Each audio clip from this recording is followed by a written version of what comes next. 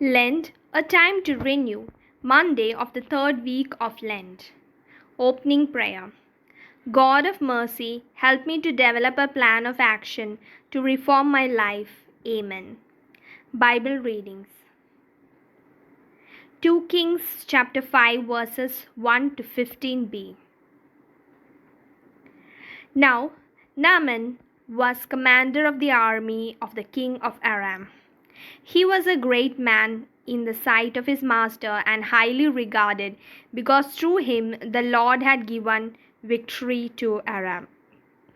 He was a valiant soldier, but he had leprosy. Now bands of raiders from Aram had gone out and had taken captive of a young girl from Israel, and she served Naaman's wife. She said to her mistress, "If only my master would see the prophet who is in Samaria, he would cure him of his leprosy." Naaman went to his master and told him what the girl from Israel had said. "By all means go." The king of Aram replied, "I will send a letter to the king of Israel." So Naaman left, taking with him 10 talents of silver, 6,000 shekels of gold, and 10 sets of clothing.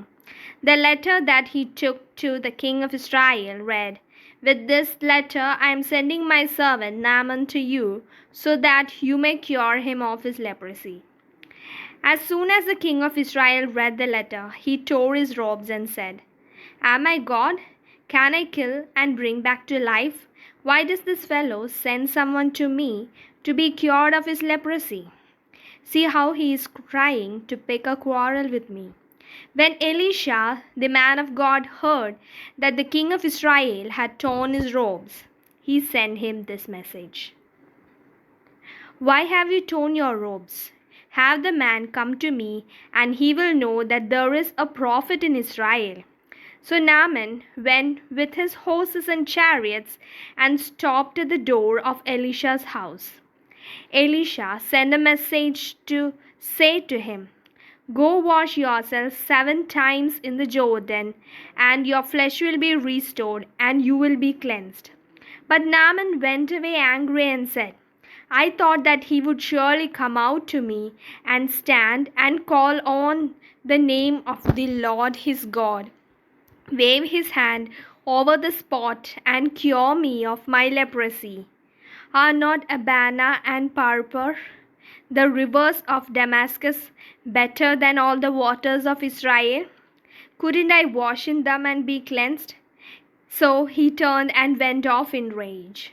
Naaman's servant went with him and said, "My father, if the prophet had told you to do some great thing, would you not have done it? How much more then when he tells you, 'Wash and be cleansed'?" So he went down and dipped him in the Jordan 7 times, as the man of God had told him, and his flesh was restored and became clean like that of a young boy. Then Naaman and all his attendants went back to the man of God. He stood before him and said, "Now I know that there is no God in all the world except in Israel. So please accept a gift from your servant." Luke chapter 4, 24 to 30. "Truly I tell you," he continued, "no prophet is accepted in his hometown. I assure you that there were many widows in Israel in Elijah's time. When the sky was shut for 3.5 years, there was a severe famine throughout the land. Yet Elijah was not sent to any of them, but to a widow of Zarephath in the region of Sidon. And there were many in Israel with leprosy in the time of Elisha the prophet. Yet no one of them was cleansed, only Naaman the Syrian." All the people in the synagogue were furious when they heard this. They got up, drove him out of the town, and took him to the brow of the hill on which the town was built, in order to throw him off the cliff. But He walked right through the crowd and went on his way. Meditation. How have my ethnic and cultural heritage impacted the development of my faith?